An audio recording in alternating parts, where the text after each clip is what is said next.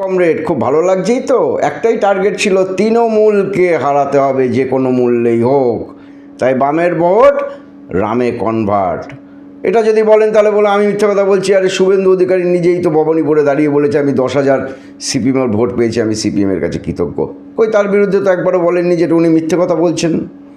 খুব সুন্দরভাবে এটা করিয়েছিলেন। টার্গেট একটাই, মমতা ব্যানার্জিকে ক্ষমতাচ্যুত করতে হবে। খুব অপরাধ ছিল তার তো, তাই না? বিমান বসু পেছনের চেয়ারে বসে আছে, মমতা ব্যানার্জি তাকে হাত ধরে ডেকে নিয়ে তার নিজের চেয়ারটায় বসিয়ে দিলেন।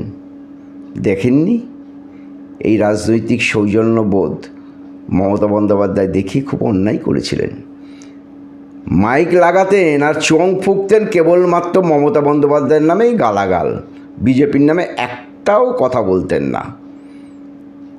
আর খুব ভালো লাগছে এখন নিজেরাই মাইক লাগাতে পারছেন না, আর মাইক লাগিয়ে মিটিং করতে গেলে আপনাদের মিটিংগুলো বন্ধ করে দিচ্ছে। মমতা ব্যানার্জিকে আটকালে রাস্তায় খুব আনন্দ পান, এখন নিজেরা আনন্দ পাচ্ছেন তো। খুব অন্যায় ছিল মমতা বন্দ্যোপাধ্যায়ের। বুদ্ধদেব ভট্টাচার্য অসুস্থ হলেই ছুটে যেতেন তার বাড়িতে, গ্রিলগুলোতে জং ধরেছে, এক্ষুনি রং করতে হবে। মন্ত্রী যোগেশ বর্মন আপনাদের অসুস্থ হয়ে পড়েছেন, তার চিকিৎসার সমস্ত দায়িত্ব মমতা বন্দ্যোপাধ্যায় তুলে নিলেন নিজের কাঁধে। ভালো লাগেনি এগুলো। জ্যোতি বসুর পায়ে প্রণাম করতেন গিয়ে, ভালো লাগেনি এসব। দাদার মতো বিমান বসুকে ধমক দিতেন মমতা বন্দ্যোপাধ্যায়, রোদ্রে বেরিয়েছেন কেন মিছিল করতে?